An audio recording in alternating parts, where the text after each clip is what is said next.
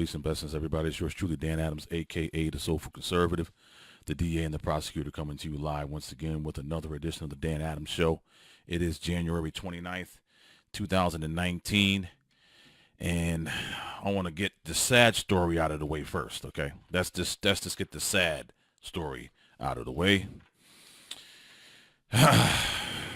James Ingram, R&B star and 100 Ways singer, dead at 66. That's right. The R&B soulful, just giant in the hemisphere of music, James Ingram, probably more underrated than people would think. I know he had a lot of hits, won a few Grammys, and but I think he was not held up to the standard that he set in regards to being one of those R&B soulful singers that could knock you out of your seat, could actually sing better live than he does on a record. You know, that type of soulful singer, that type of entertainer, that type of artist. That's who James Ingram was. One of the rarest. Dead at 66. Way too young, especially for the life expectancy, of today's culture, today's, lifespan. And 66 is young. And I'm reading the story here. It doesn't really say exactly what he passed from. I guess we'll find out later. Maybe he was sick or something to that effect, but I don't know. But his first number one pop hit was 1982's Baby Come to Me, a duet with Patty Austin. He again topped the chart in 1990, with I Don't Have the Heart. And he was very well known for the soundtrack work he did, notably with the duet with Linda Ronstadt on Somewhere Out There. That was for the 1986 animated film An American Tail. He reached number 2 on the pop charts and won the Grammy for the Song of the Year, with the award going to songwriters James Horner and Cynthia Weil. Ingram was nominated for 14 Grammy Awards from 1982 through 1996, winning Male Vocal Performance, R&B Performance for 100 Ways, and R&B Performance by a Duo or Group for his collaboration with Michael McDonald. Yamo be there. Oh, little Yamo be there. You know that song. You know that hit. So, I'm not going to continue to read this. You know the hits all the way up until The Secret Garden on the Back on the Block album from Quincy Jones. So, rest in peace, James Ingram, one of the best R&B soulful I'm not about to say songstress. Wow, I can't even get the word out, y'all. And it seems as if when I started the show early, I had to end it because I was getting echo, and I found out what the reason was. I guess my brain hasn't fully come back. So let's end this right and give the tribute that needs to be given to James Ingram. Rest in peace to James Ingram, one of the underrated top performers of all time in the R&B and soulful hemisphere in the music industry. Gone at 66, way, way too young. All right, let's go ahead and get into the show in regards to some of this political stuff I want to talk about. And I want to start with some silliness that just came out, I guess during the drive home. And let's go ahead and let's play this video clip and let's see exactly what individual I am referring to and what I am talking about. Fox News alerted Senate Minority Leader Chuck Schumer announcing moments ago that Georgia Democrat Stacy Abrams will deliver the party's response to President Trump's State of the Union address. You'll remember that Abrams made national headlines when she narrowly lost a bitter race to become the governor of Georgia last November. President Trump is set to deliver his speech next Tuesday, a week later than originally planned due to the fallout from the shutdown. Okay, ladies and gentlemen, you got to understand how silly this sounds and how silly this is and how silly these individuals must think that we are. So they're going to put this particular woman from Georgia who lost the gubernatorial race, okay, did everything within her power to try and steal it. That's right. Try to steal it. And if you think I'm not speaking the truth, why don't you go ahead and give me a call, 412-301-3666. That's 412-301-3666. 888-3666, that number right there. And you tell me that if Stacey Abrams did not try to steal that election, which she, we all know she did. But this is how the Democrats roll. Let's throw a bone to one of the, I guess, up-and-comers who they thought was going to win. Come on. They thought she was going to win. And as I'm looking at myself, I'm thinking, I don't have all my lights on. I'm like all in the dark. So just bear with me for 1 second.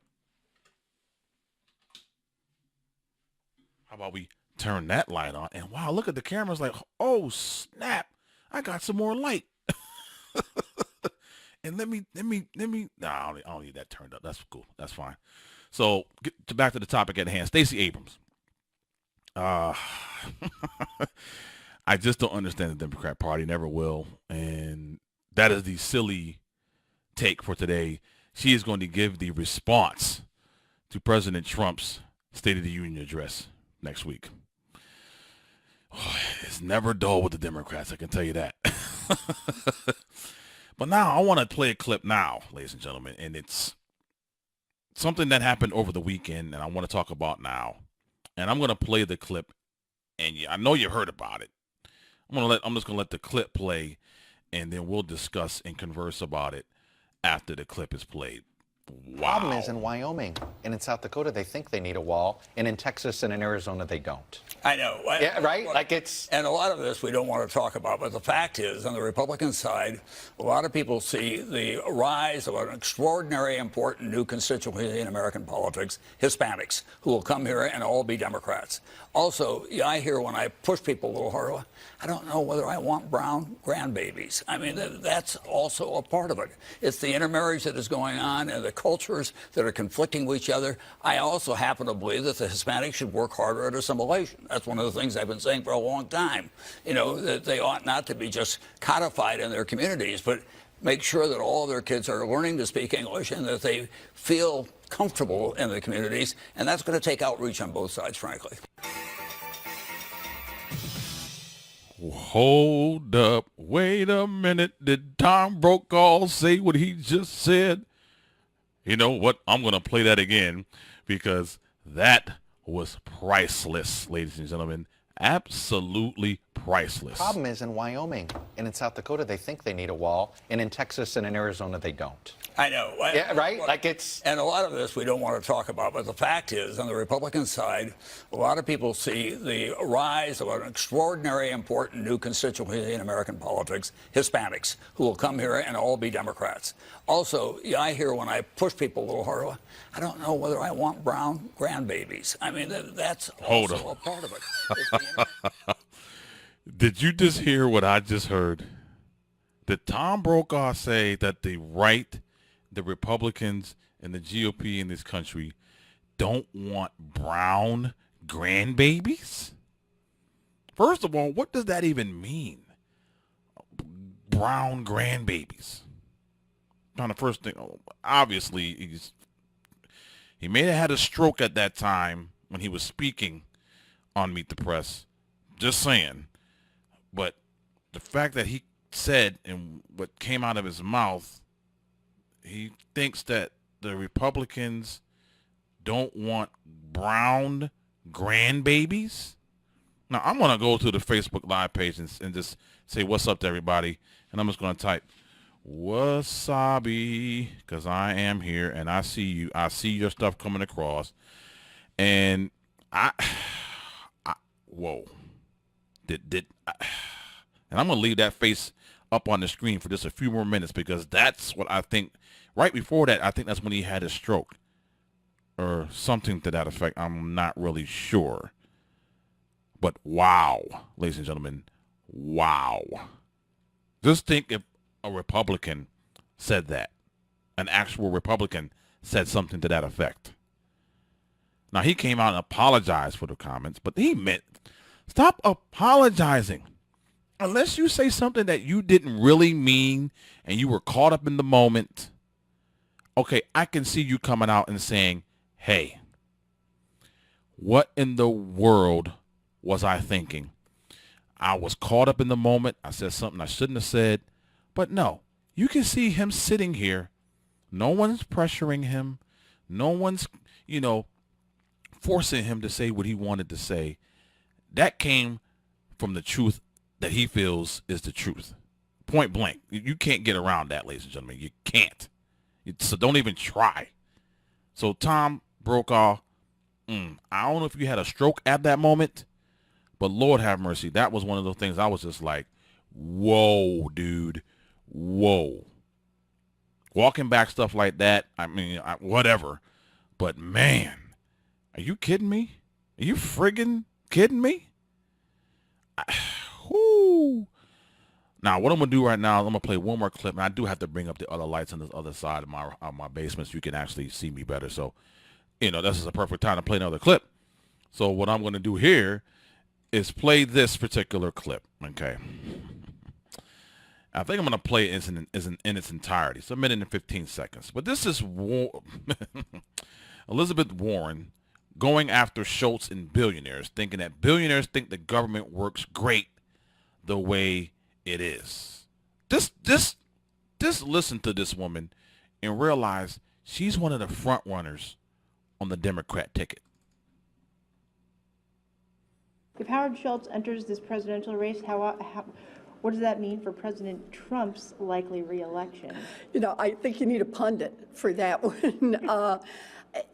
Because I really don't know. Schultz called liberal progressive ideas of free Medicare for all, etc., ridiculous. Can I get your response to that? Actually, I think what he particularly seemed to object to was a wealth tax on billionaires. Look, this is the problem. Billionaires think that this government works just great the way it is, but it's not working for anybody else. How about instead of leaving all that money with the billionaires, we take just 2% of it and move it over? That's enough money to make a real investment in childcare for every kid across this country, to make a real investment in bringing down student loans for everyone across this country. How about instead of saying that they all get to walk away without paying those taxes, we say that what this government's about is saying everybody pays a fair share, and then we make the investments in building opportunities, not just for the children of billionaires, but for everyone's children. Ladies and gentlemen, that's one of the top front runners on the Democrat ticket, on the Democrat side. Almost at a loss of words, ladies and gentlemen. Almost at a loss of words. And I wish I had the clip of... Oh, no, I do have it, ladies and gentlemen. I do have it. Now, this is a long clip. I'm not going to play 6 minutes and 46 seconds. But I'm going to play the first initial part of this clip so you can understand what we're dealing with in regards to these idiots on the left. For people out there who like their insurance, they don't get to keep it? Well, listen, the idea is that everyone gets access to medical care, and you don't have to go through the process of going through an insurance company, having them give you approval, going through the paperwork, all of the delay that may require. Who of us has not had that situation where you got to wait for approval and the doctor says, well, I don't know if your insurance company is going to cover this? Let's eliminate all of that. Let's move on. Okay, there you have it, ladies and gentlemen. And look at the strained look on her face where I paused that on. That's actually perfect. That's absolutely perfect timing for me to stop that clip. Because look at the strained look on her face. This is the scowl. This is the demeanor of the left. They are so in the doldrums of dismay. And for this woman to come out and back this Medicare for all crap, and then just make this statement in regards to, let's just get rid of private health care altogether. Really? This is what you're running on, Kamala Harris? Seriously? I think you might have took too many of you-know-what from you-know-who. Get off the knee pads and then realize, lady, this is not going to work. These are, I guess, even if you want to call it, not even in the ballpark guesstimations in regards to how much it's going to cost per year if they somehow implement this Medicare for all. Almost $3.3 trillion a year to fund this obscene, asinine objective of Medicare for all. Contrast that with the proposed federal budget for 2019 is 4.6 for the entire federal budget. Do the math, ladies and gentlemen. Do the friggin' math. It's not hard to tell like Nas. When you have individuals like Kamala Harris who have a platform like they do, and then they come out and make statements like this, taking away private health care, aka taking away our freedoms, taking away the free market. And there are so many, and I mean so many. Let me get this chick off the screen. Good grief. So many, and I mean so many, ladies and gentlemen, plans, objectives, individuals out there who have so many wonderful, bright, energetic, out-of-the-box ideas to combat the cost of health care, to make it innovative, to allow the free market to reign, to allow the free market to bring down the cost of health care. When you have all these regulations, when you have to run through all these hoops. Now, granted, Big Pharma, they have to come and meet us in the middle. There is no getting around that. They can't continue to operate like they've had for all these years. So they're going to have to meet us in the middle. I have no problem with a company profiting. But the thing is, Big Pharma, you've done things in a way that really hasn't been, should I say, above par. Should I say, has been ethical at times. Just look at the situation. Was it last year, I believe, when I forgot the name of the company with the EpiPen situation, and they wanted to charge out of the yin yang, out of the duper for one EpiPen, and they got major clapback and flack on that one. Those are kinds of things that need to end, stop, and not even come into existence. But there are many innovative ways that the free market and the healthcare industry can bloom and blossom and then allow the cost of healthcare to come down. Number one, get the federal government out of the way. Point blank. Just leave the healthcare industry alone. They can put initiatives in place that will blow your mind. There are individuals out there that can blow your mind with what they have on tap, for what they have in store, for what they want to implement. And it's just a shame that here in 2019, we're talking about this chick over here. This chick over here with this strained look on her face, ladies and gentlemen. She's talking about let's eliminate all of it. She wants to get rid of private health care insurance. Are you friggin' kidding me, lady? You must be out of your tree. Completely out of your tree. And for those who don't know what that statement means, go look it up. Because I don't have time to explain it. I got another quick clip I want to talk. And many people, it's in the news, but it's not being talked about really, except for today in regards to what Ambassador Bolton did. But let's just play this clip real quick. And let's get back and talk about this for just a couple of minutes. But this is what's going on, ladies and gentlemen, in the country of Venezuela. And this particular retired colonel is warning, ladies and gentlemen, listen to what he has to say, warning against U.S. involvement in Venezuela. If we could ask you one question, too, on Venezuela. The administration has levied oil sanctions against the state-owned gas company. We've supported the opposition president. John Bolton came out with the notepad that says 5,000 troops to Colombia. That seemed like kind of an intentional symbol. What can we do there? What should we be doing there? Well, the first question is, what should you do and why should you do it? You don't like Maduro, primarily because he seems to be flirting with Moscow. and the Russians. And the assumption is that we'll go through another Cuban Missile Crisis. But we forget certain things. First of all, Russia can't really do very much. Russia's economy is smaller than South Korea's. Remember, you've got 140 million Russians, you've got 49 million South Koreans, and South Korea's economy is dramatically larger, more robust, and stronger than Russia's. So what can Russia reasonably do there? Fly a couple of antiquated old bombers and land them on an island off the coast to offend us? We could shoot those down effortlessly anytime we need to. I think Venezuela is a tragic place. It's tragic for a whole range of reasons. We can't fix that tragedy quickly.